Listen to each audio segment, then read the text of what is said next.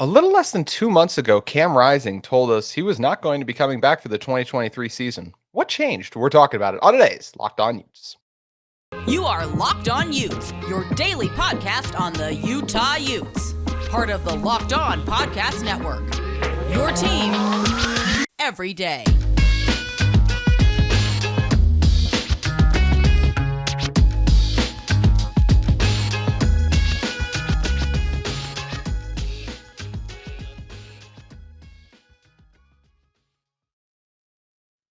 Hello, everyone, and thank you for making Locked On Utes your first listen every single day. We are available on all platforms, including YouTube. Today's episode is brought to you by BetOnline. BetOnline has you covered this season. More props, odds, and lines than ever before. BetOnline, where the game starts. My name is JT Wistrcill, former intern inside the University of Utah Athletic Department. On today's show, we're going to be diving into what led to Cam, Brant Kuithe, and the rest of the guys all deciding to return to Utah for the 2023 season. Also talking a little bit about Red Rocks with the Best of Utah meet coming up, and touching on a little bit of the Utah basketball teams, the men's teams, recent success. And in order to help us do all that, it's friend of the show, Josh Furlong of KSL.com. Josh, I think starting with Cam, because it was November 12th when you specifically asked Cam, do you expect to come back this season?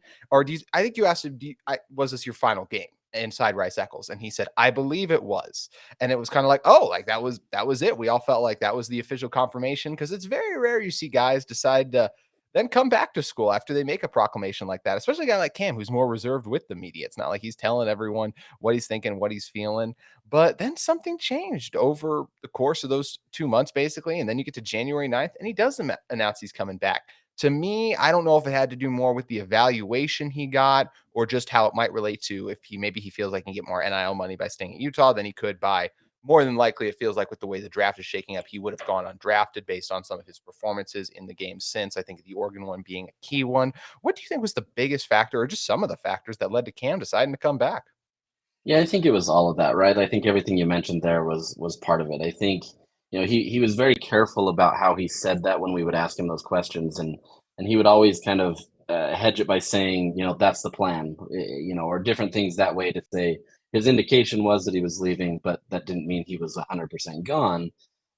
Still, at that point, every indication and everything that we got, or different people that were talking to us about it, basically said that it was that way, right? Like that he was going to leave. And I think the thing that really kind of turned the tide is the fact of where he was at draft wise, right? I mean, because of his knee injury, he wasn't able to really perform the way that he thought he could.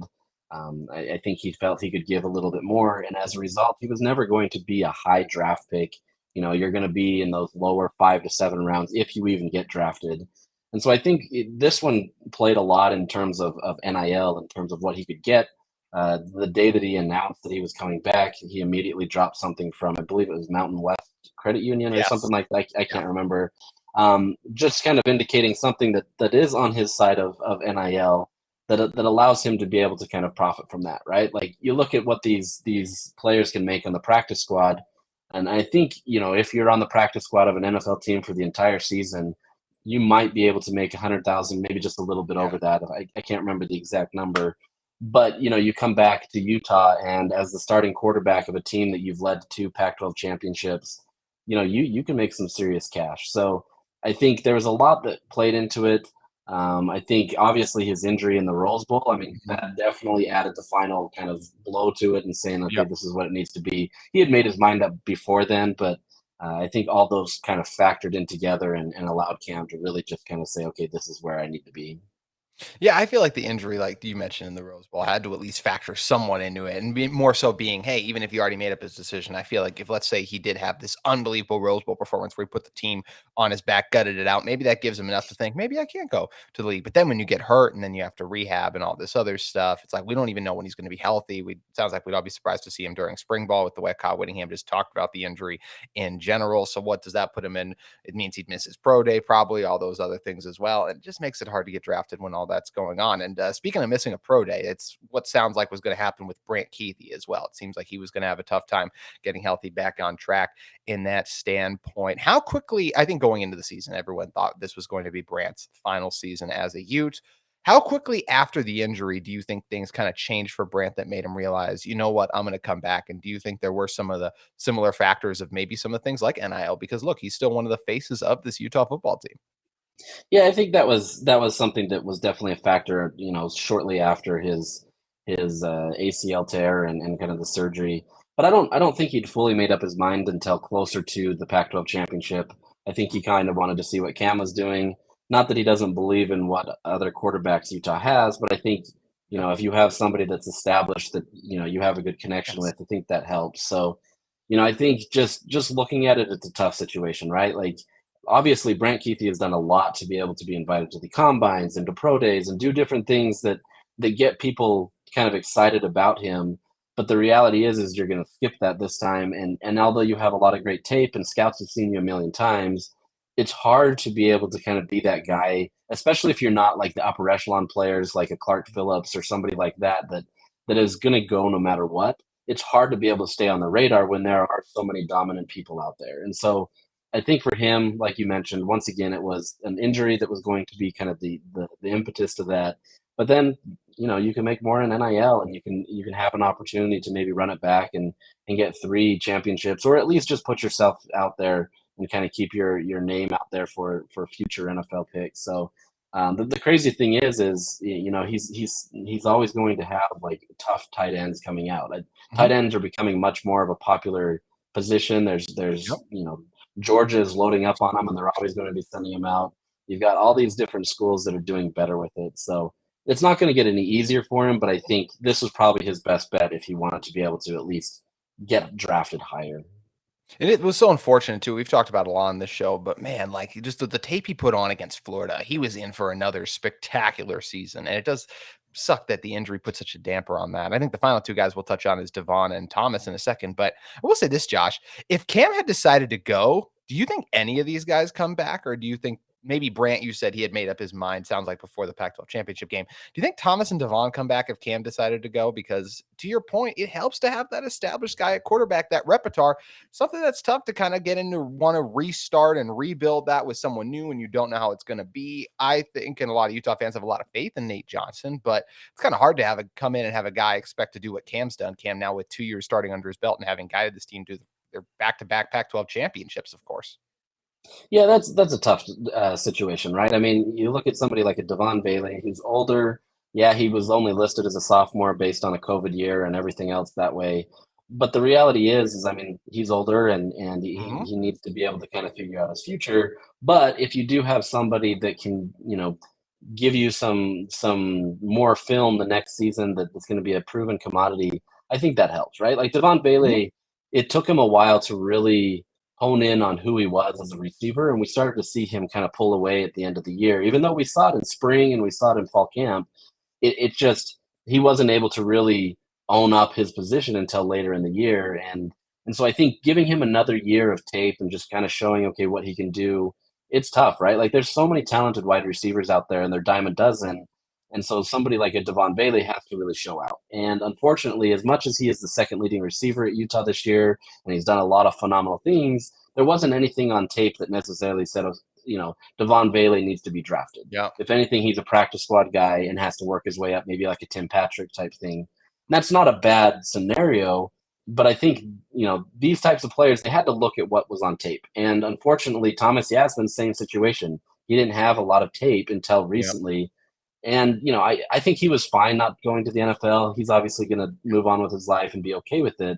But I think if that's where he's at and he feels like he can get it now, if he can be the number 2 tight end next to Brant Kuithe, I mean, now you have an opportunity to really showcase yourself. You're a bigger bodied, tight end, allows yourself to be able to go out there and maybe potentially make some money moving forward. So, if Cam doesn't come back, I would say that it's probably hard, maybe it's harder for them to make that decision. But Mhm. I still ultimately think that, if they wanted football to be their future, I think one more year was at least a better option. Definitely in terms of draft stock, to your point, especially about Devon, who it's like he did make a lot of strides, but when you are an older receiver too, it's not like people are bringing him like, oh, he's got the potential to grow into this. In a lot of ways, you are what you are, and you can get drafted if you're good enough. I remember a guy like Hayden Hurst a few years ago was a tight end coming out of South Carolina, I believe. I mean, he was like 25, 26 when he was getting drafted, and the Ravens still took him in the first round. He didn't really work out there exactly, but he's been able to have success and stick around in the NFL for a while because, hey, he's still a really good football player. You're not going to get drafted as high because of the age, but at the end of the day, teams want guys who are going to produce, and if Devon can show that he can do that 2 years in a row, I think he'll have a chance to do that. I think if Brant can come back strong, he'll have a chance to get drafted highly. And Cam as well. I think Cam, if he does have a healthy year and looks really good, he'll have a chance to maybe be a mid-round to late round guy, when this year, just because of the injury and everything, it would have been tough for him. And then who knows with Thomas Yasmin too, to your point. It's going to be fun, and it makes this Utah football season changes the dynamic completely with all these star players coming back, especially in a loaded Pac-12 conference. It's going to be a lot of fun to break down and see how it all plays out. We're going to come back in a second and talk about the most dominant Utah program of the last few years, the Utah Gymnastics team, in a moment. But first, I want to talk to you guys about our friends at BetOnline. BetOnline.net is your number one source for sports betting info, stats, news, and analysis. This season, you can get the latest odds and trends for every professional and amateur league out there, from pro football to college basketball to the NBA to NHL. We've got it all at betonline.net. You can also find sports podcasts there, and they're the fastest and easiest way to get your betting info in at BetOnline. You can head to their website today or use your mobile device to learn more. BetOnline, where the game starts.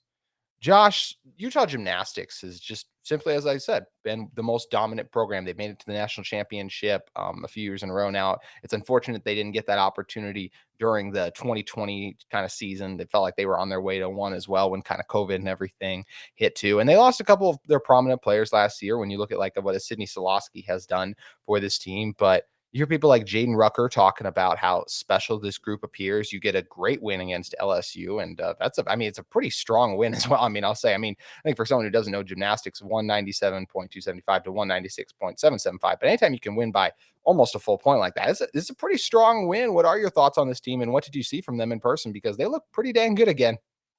Yeah, obviously, like the scores are lower in that first meet, and they always are, but it was the highest score that they've had since 2005 in an opening meet. So I think just from that standpoint alone, they're hitting a midseason stride that is going to bode well for this team. And as much as they have the talented gymnasts that have coming back, and you mentioned Sydney Solosky, and Utah's definitely going to miss her on floor. She was the anchor that did phenomenal for them. What Utah's done is they've gone and they've recruited Abby Brenner from Michigan, and then they've gotten McKenna Smith as a freshman recruit that has added a lot of depth to what Utah is able to do. They're able to be a lot more versatile. Tom Farden is able to kind of mix up the rotations, kind of really mix and match to kind of get what he needs to.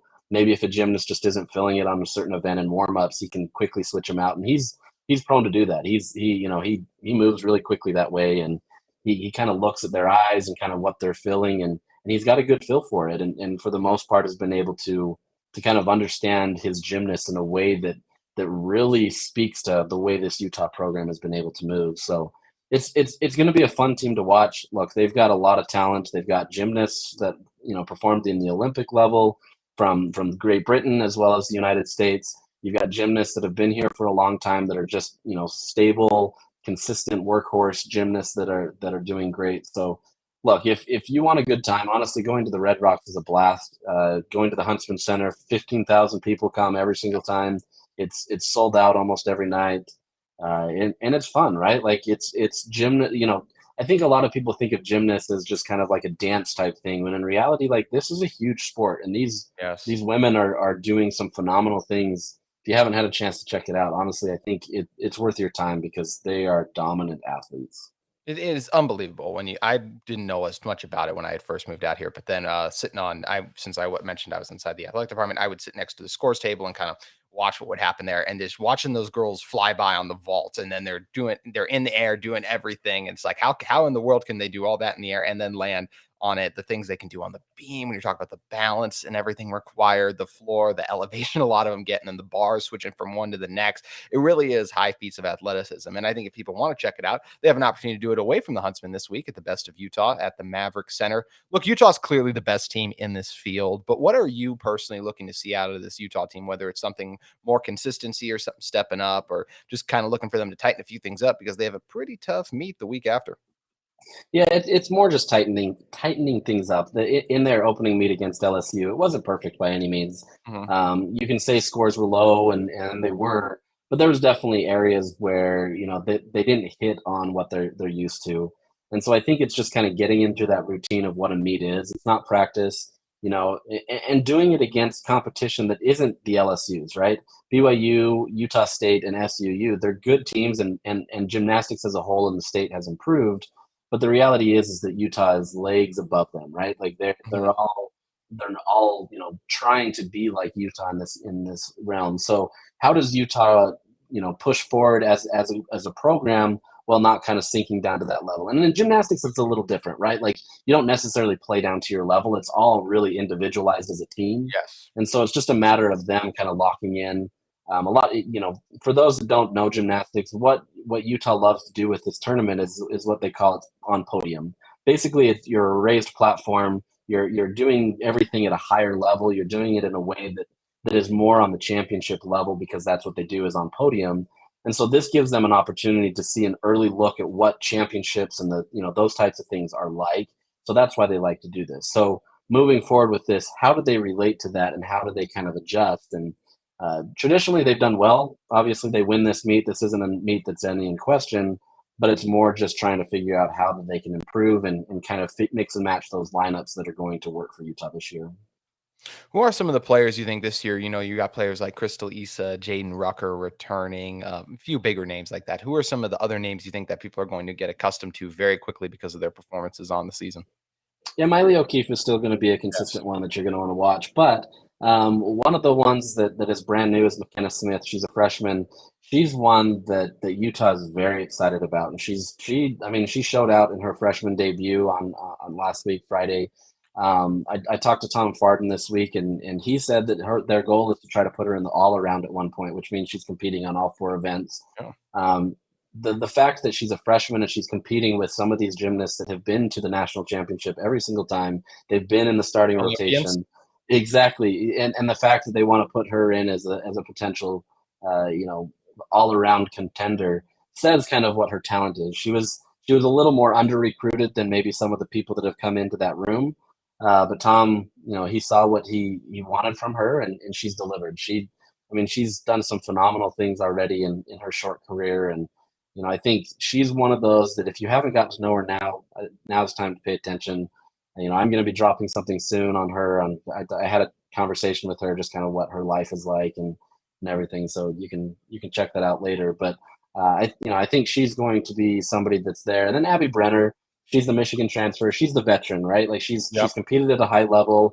She competed at Michigan and did really well, but she wanted to go to a program that really invested in gymnastics and really made this sport the centerpiece, and obviously Utah does that. So she's going to be another person that's going to do really well on vault and bars and really kind of add some value to the two events that Utah's really kind of needed to strengthen over the last few years.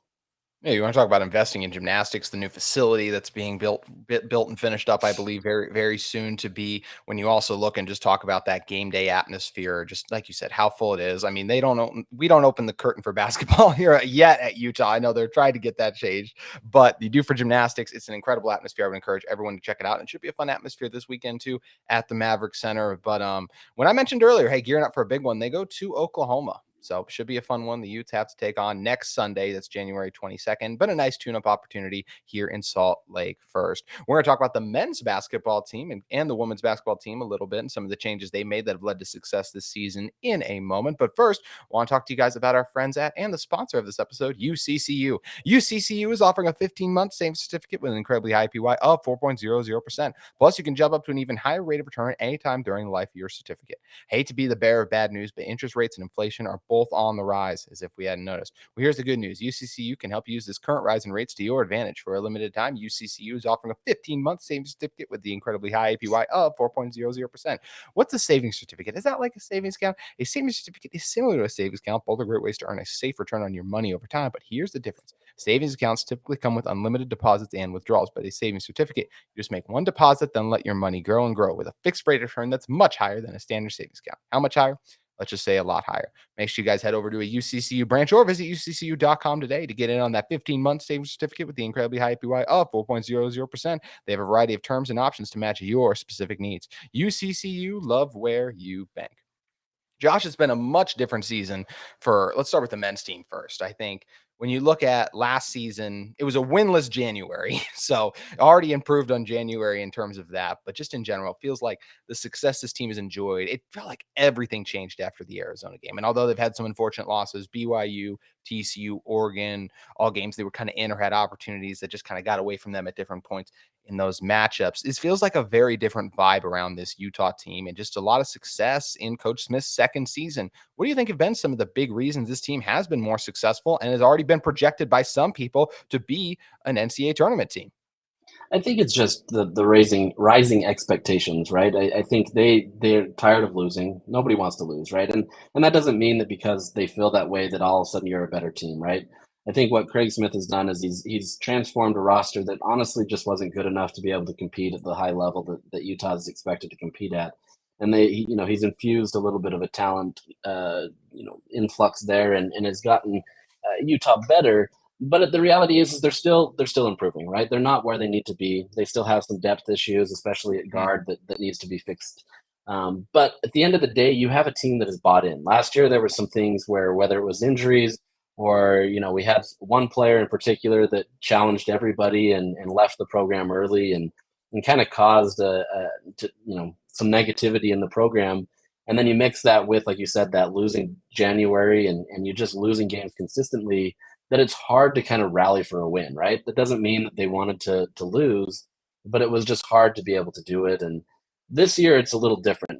After that Oregon game, I talked to the players and, I said, you guys feel like you're taking it a little bit harder this time than maybe last year where losing kind of was the norm.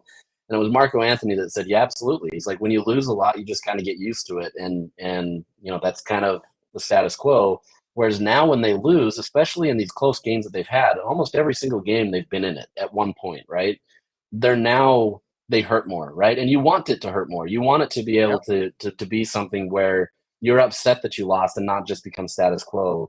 So I think you're seeing a team that is bought in more. They're more invested. They have more talent. It's still not there, like I mentioned, but they're getting there. And whether they're able to do what they want to do by getting to the NCAA tournament, I don't know. I think that's still a tough challenge. They've got a bunch of quad 1, quad 2 matchups for the rest of the season. But at the very least, if you can get to the NIT, that is a huge success for this program, especially since it hasn't been there for a while. So as much as fans want to knock the NIT for not being a good destination, this Utah team, if you can get there, that's phenomenal. If you get to the NCAA tournament, that's gravy, right? Yes, exactly. It's a natural progression. It feels like after last year's obviously massive disappointment to then take it a step up and make the NIT, I think would be a huge success. And look, we're recording this Thursday afternoon, so we don't know how the game against UCLA is going to hold. Maybe Utah gets an unbelievable upset that changes the course of their season, kind of like it felt like they did against Arizona already.